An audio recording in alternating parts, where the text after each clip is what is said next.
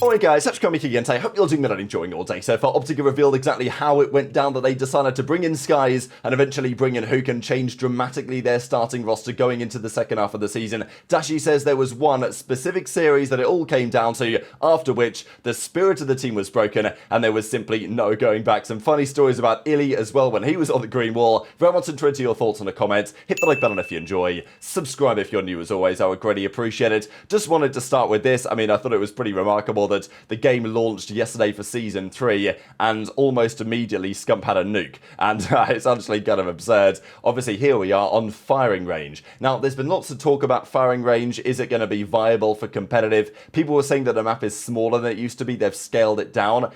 Honestly, I don't think they have. I just think that nowadays you move faster than you did before. Like the sliding and everything. I mean, I'm just picturing this map as it was back in Black Ops 1.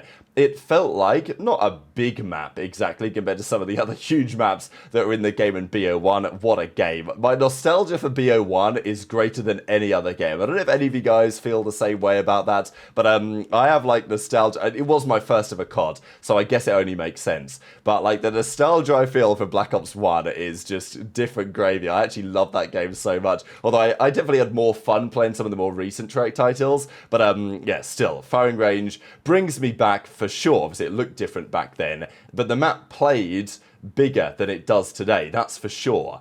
Was it a competitive map in Black Ops 1? Yeah, they used to play some search and destroy on it. There's a famous 1v4 that Assassin got over towards, I think it was the A bomb site you guys may well be familiar with. It's not been played since then competitively. I know that COD Mobile, they play firing range 5v5, or is it 5v5 or 6v6? Whatever it is. They play COD Mobile firing range sometimes, but when it came back as Studio in Black Ops 2, or it came back as firing range as it was in like BO4 and stuff, never been played competitively. But given where we are now, maybe it's necessary, right? Like the state of the current maps in the game are not exactly ideal. FeLo, of course, is back. We talked about it earlier on today. Thought it was pretty cool though to see that FeLo is, I mean, truly an absolute OG at this point. I mean, obviously it makes sense. He's been around for ages, but still worth noting that he won his first kind of major championship in 2016. I think that was like, was that the Vegas event that was held at the start of Infinite Warfare, right? He was on, I think it was at Rise at the time,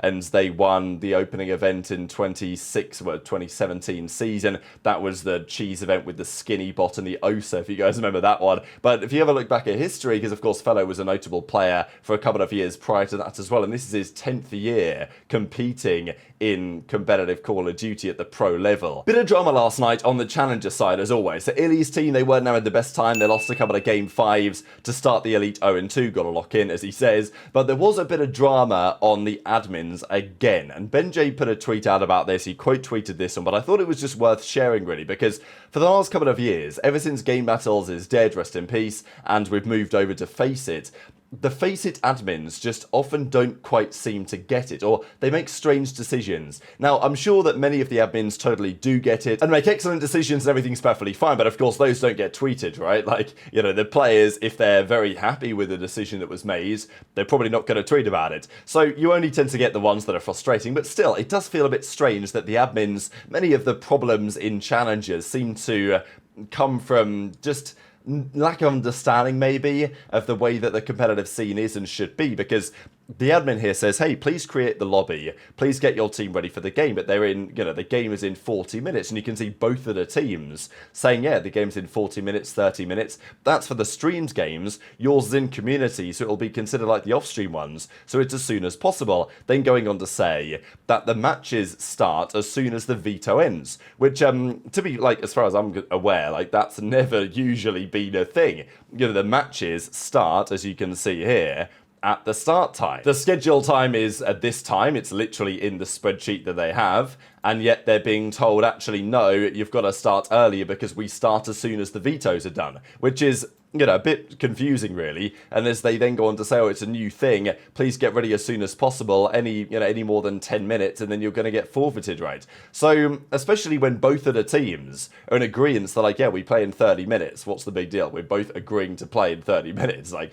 what's the problem here? And it's what BenJ quote tweeted and says that There's just been some issues in challenges lately. There were some problems with it getting all underway again last night. And as Ben says, we're now on the second year of having 80% of issues being on the organizer and the admin side, which is again another issue. Of course, the main problem, frankly, is that challenges ends like next month. And after that, there's nothing to play for the tier 2 players, apart from if they qualify for the World Cup for, 8 months. It's almost a joke. Well, it is actually a joke, to be perfectly honest. The Flank guys put together a tier list as well. This, of course, is post-Major 2 tier list. And, well, what do you guys think about this? So, FaZe, they won the event. They become into the S tier. I think Thieves should be up there, really. But, of course, they came top 4 at the event, so they dropped down. Are they behind Surge Toronto? I mean, of course, they lost to those guys. Well, they lost to Toronto at the Major. Surge are definitely right up there. I don't think any team is on FaZe's level. I think that's pretty clear, at least on a LAN environment. So I think they've done a reasonable job. Of course, there is a bit of a risk here of just simply listing the teams in the order in which they placed. But to be fair, the other tiers aren't quite like that.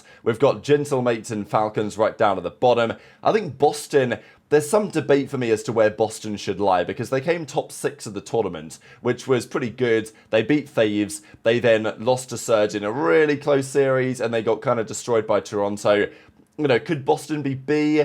You could argue it, possibly. OpTic, of course, after the Major, sure, was pretty woeful. But if you had to predict where OpTic are going to be this upcoming stage, you're not putting them C tier, I think that's for sure. They've got to be B, bare minimum, really. So it is kind of tough to call. But I think what's pretty clear-cut now is that certainly Heretics and Vegas and obviously Gentlemates and even Rocker to some degree definitely fallen down the pecking order. Rocker could and maybe should turn it around with, of course, bringing Kenny into the lineup. And yeah, that Ravens team is the biggest risk for me, just because, maybe they'll be cooked. Now, of course, Falcons, they've also made a change. Are they still going to be F tier, D tier, whatever? Possibly. I mean, it kind of depends. Now, Octane gave his perspective on this, and look, Octane was speaking his mind, because I know that many people have said it about Priester, really, being in the league still. Now, to be fair, I think that Falcons were trying to get Pro Loot. That never happened. They got Priester instead.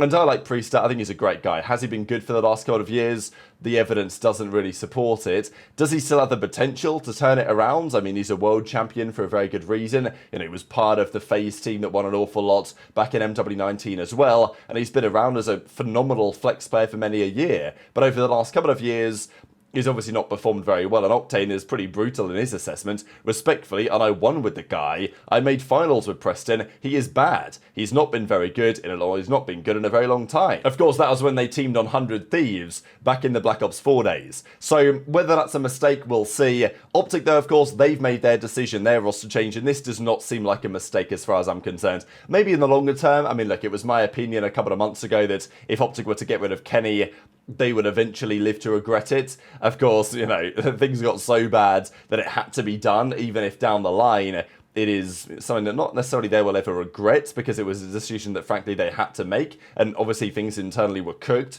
But equally, will it seem like in a couple of years that if they'd have kept Kenny, they might have won more? Possibly, but obviously things had to change. I mean, I'm not denying that. I don't think anybody is. And Dashy kind of describes how it got to that point, right? Because they were 0-9, they were 0-12, they were 0-15. They lost all these maps in a row. And then they turn up to play the series against Thieves. This is the series just as I was landing into Dallas. And as I landed, I didn't quite get internet. And once I did, Trey had texted me to say, Kenny just dropped a 0.3. And I couldn't believe my eyes or my ears. But it turns out that that was the series that changed the tides of OpTic Texas. And then, there was something about upper management, blocking it. So then they went to Preston as, a backup.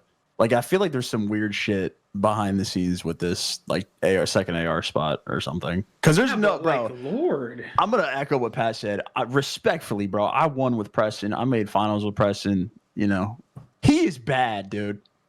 He hasn't been good in a very long time. And the fact that he has a spot when players are actually just so much more deserving is fucking insane. I mean, bro, our previous team is we tried so hard to make it work obviously, but then it just got to a point where I think it was best for everyone involved just to get a clean reset and just try something different. I mean, once you go 0-18 and it's pretty much cooked. I mean, well, yo, would you agree before leading up to the LA Thieves match? Yeah. That practice that we had was probably the best, right? Yeah. But once we lost that, something clicked. Something was yo, Because my mindset was just like, what's that? I said it's over. What's after that? After that match? You said it's over? No. I didn't say that. I'm just saying. It was like the vibe of it. It was like, Nah, but I mean, my mindset was like, bro, like, I'm done to just keep going hard. no, like, sir, like, But I felt like it was like a different universe, bro. Like it was like woof. it just felt like we were all on. Yeah. Deadass, I was like, It's like people are just going into different realities. All four of us. You know what I mean? And it just felt like it just didn't feel like we were a team. Like last year, it just felt like I don't know. It was tough because I mean, obviously, I'll never forget that, bro. It was a movie. Well, after the Thieves, yeah, after we lost, like Hector came in. And, like, dude, I remember coming in that day thinking like, it don't matter. I know we're in losers, but we beat these guys. They look like they're the best team in the game. They were 15-1 map count. We were 0-15 map count. I'm like, it don't fucking matter what happens. We win this, we're back. I swear to God, I was thinking like that. Right? So I was coming different. I swear to God, I was word of fire for. I was coming different that day. I was like, bet. You had a hoodie on that day, right? What's up? Was that the hoodie day? Yeah. Then I went to the diner. I was like, it's time to get active today. You know what I mean? Mm-hmm. I was like, Hector, we got this shit today. 30 minutes later, 3-0. I'm like, wait, we didn't even try. You know what I mean? And it just felt like. I don't know. It just felt like our spirit, like you know what I mean, like the spirit of the team was dead. And once I feel like you lose your spirit, bro, like I don't know, just like Chalky, almost the will to compete in a sense. It just felt like it was just best for everyone involved just to start fresh. And so at the time, of course, the OpTic team, since Pred had come back in, had been 3-0'd by FaZe, 3-0'd by Rocker, 3-0'd by Ravens, 3-0'd by Heretics, and 3-0's by Toronto. But even after that, OpTic were thinking, look, Thieves, one of the best teams, if we can just beat them, we'll be back, right? And then after that, of course, they went on to beat Gentlemates. And to be fair, they had won a series in the intermediate period between Ravens and Heretics because they turned up to the minor and they beat Falcons, so congratulations. But it was this series, really, because Dashy turned up, he tried to lock in, he played pretty well. Dashy actually shot back this series. Nobody else did. Kenny certainly didn't, the 0.32, and clearly it was after this series and Hector stormed into the room where that OpTic team as a quartet was just never going to work again. And it was just very clear externally, frankly, and obviously internally as well, that, you know, it was over. Kenny wasn't happy with things. Didn't seem like the rest of the team were very happy with things either. Of course, Hector wasn't very happy with how it was going. And of course, it was relatively shortly after this series where the call was made that Skyz was going to come in and Kenny was going to go. Their schedule this stage is... well, it's up and down for sure. I think what I find phenomenal about this, you couldn't possibly have written it any better, that for this scheduled stage, they're only playing 5 matches, but one of them is Rocker and one of them is Falcons, the teams where Kenny and Pred are going to be. Like, it's absolutely sensational for that kind of comeback story. Cloud9 should be a great series. FaZe, of course, is FaZe. It speaks for itself. And then the Heretic series, historically, is also usually very interesting when they play OpTic, right? So very much interested to your thoughts on all of this stuff in the comment section below. Just one final thing I wanted to mention here that I thought was real cool. Like, Boston had been putting out some great content for some time, and there was a great documentary they put out once again. There was a really cool little insight into like Snoopy and his background. They had this little interview with his mother as well, kind of saying how proud she is of him and all this. And I thought it was really great, wholesome content that the community asks for this type of content, these type of documentaries. And when the teams do them, I think it's, you know, always worth supporting them as best as we possibly can. So yeah, Boston have done one. If you want to watch something after this video, I would recommend head over there, hit a like on the video, all that type of good stuff. And, you know, there were some good moments in it, absolutely. But very much into your thoughts on all of this stuff in the comments. Hit the like button if you enjoyed. Subscribe if you're new. Take care. And I'll see you next time. The funny, wait, this is no bullshit. One of the funniest stories I've ever been a part of. It's game 5. We're in losers round 2. Oh, Major 2 and Vanguard. We're playing Thieves, banger series, where it's 3-3. It's a fucking important ass round, right? Mm-hmm. It's a 3v3. It's a 4v3 mid round. There's 40 seconds left. We've been grinding out the round. We got a blood on offense. We're just working the map a little bit. And then randomly Ender screams loud as fuck. I've never heard his voice get this loud. Go, let's go B. And I'm like, I'm top window. I remember I was like, I guess we're going B. I'm pissed out, starting to go B. He's like, no, go away. And I'm like, what the fuck? He was like, and then after like I talked to him, I'm like, why'd you do that? He's like, oh no, that was just if they could hear me, just to like fuck with him a little bit. I'm like, nobody's hearing that, gang. We're on main stage. They've all heard a mumble. Yeah. All yours, shh, the white noise. He's like, let's go B. And I swear to God, NPC just like, we're going B. This is the most. We have to bang B. Did